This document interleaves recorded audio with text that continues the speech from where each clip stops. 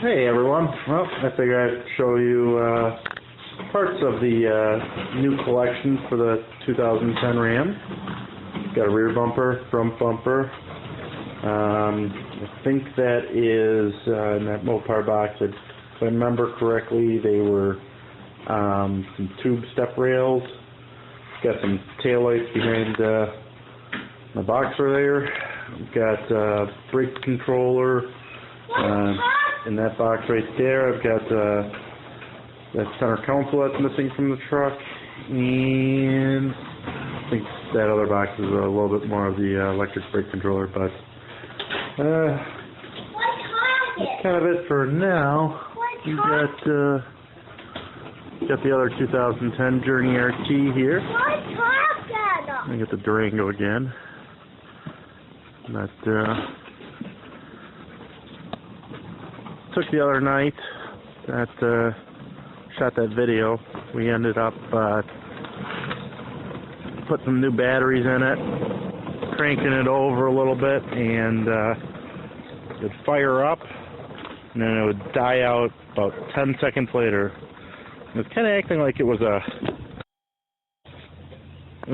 like a security key fob issue when I would try to start it, run for about 10-15 seconds, and then it would just shut right off. It also it was extremely hard to get it to start. You'd crank and crank and crank, and you had to let the glow plugs warm up for a couple seconds, and there was a lot of issues with it. So we happened to crawl underneath the truck, me and the motorhead next door neighbor crawled underneath the truck, and we happened to look up. I don't know if you can see it too good here, but we happened to look up at the fuel lines, which appeared to have been cut and hacked up a little bit here. I kind of had to cut them up a little more and hack them up a little bit more. But they actually, I don't know if you can see it too good there, but right there is actually the fuel filter. They actually had the return line running into the fuel pump, or excuse me, not into the fuel pump, but into the fuel filter, and then they ran the fuel pressure line into the return side. So what was ending up happening was, after I primed it for about 30 seconds of letting the low pressure fuel pump kick in, the truck would spit and sputter and fire up. But now I'll give you a little cold start demo here.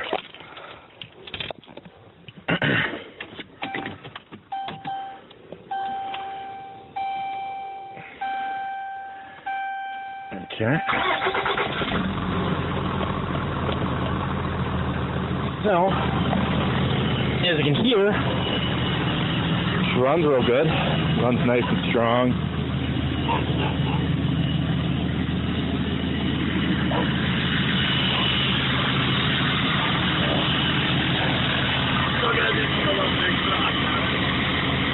Not much exhaust. Well, back to the 2010 here. I'm going to try a little experiment here. Did a little bit of reading online about removing your premium line X's, your Rhino lines, all that crap. So I'm going to try a little stripper here. So see what happens. I'll let that sit and bake in for a while. I kind of picked one of the thicker spots to well guys, maybe it's been burning in for about 5, 10, 15 minutes now. Just wanted to show you what it's actually doing. Oh yeah, that's original paint right there. So that tells me that this crap will be coming right off like nothing. Butter. So looks like I might be able to salvage one hood. words are not coming very good to me, guys. I just got done with a 12-hour shift today, and I had a 15-hour shift yesterday, so I'm a little tired, but at the same time, so many of you guys have joined my channel with the, I don't know if you want to call it excitement of my headache, or the just sheer stupidity of somebody in a nice truck. But yeah, it looks like this rhino lining is pretty much going to come right off. You know, I'm definitely going to have to hit it with a DA, and I'm definitely not going to be able to save the original paint, but you know, I kind of had a feeling when I was looking at the pictures originally of the truck. So I never got to see this truck in person. I just you know, purchased it on a whim, but usually most of my purchases on whims turn out pretty good. So I think this weekend I'll be pulling the hood off of here and actually stripping it for good. So until the next little video, we'll talk to you later. I was planning on, but this stuff rocks, is all I'm going to say. I just doused this whole thing down with vinegar, so we got a little rainstorm. Looks like it's going to be coming in pretty soon, so I figured that I don't want to get my chrome too screwed up here. Well, I shouldn't even say I don't want to get it screwed up at all. So so what I did was ended up putting the stripper on, brushed it on kind of thick, let it sit on there for about 15 minutes, and just took a wide, flexible putty knife, and it scraped right off. It was literally almost like cutting butter with a hot knife, kind of.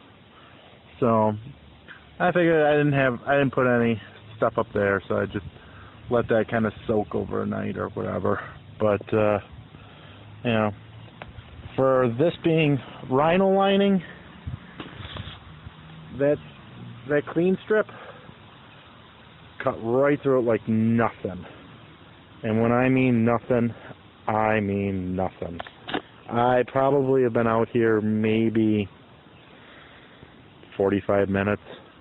Most of it was playing with the daughter and the dog and everything.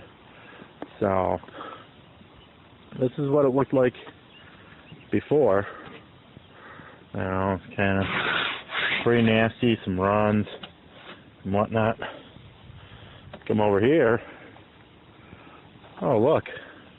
I got my indentations again, showing that it's, you know, heavy duty, and that, yeah, I can't say that the hood would indicate that it's got the Cummins option, but it's got the high-rise hood so that you could have the Cummins option, but I do.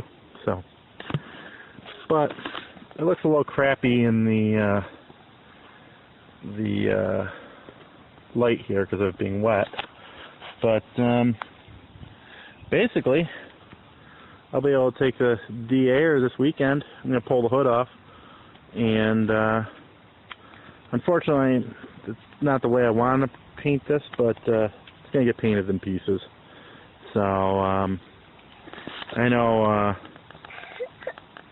Sean over at Pisser Channel, he'll be cursing me out, but we'll see what happens. So hopefully it won't look too bad. I mean, anything will look better than it does now. But I'm gonna say goodbye for now, guys. My daughter's giving me a little bit of a hard time here because she hasn't seen me in a couple days. So the progress will continue, maybe tomorrow, but definitely over the weekend a little bit. Yeah, tomorrow. So here she is, one last time. Give you a quick overview. Bye. So, 2010, my 97. If anybody's interested in some Polaris snowmobiles and a 3-place trailer, let me know. The snowmobiles are a 86 and an 87 Polaris Indy and Indy Trail. So, the tugboat and the Journey RT. Oh yeah, and the Honda ATV. So, as a daughter would say, bye-bye for now. Say it.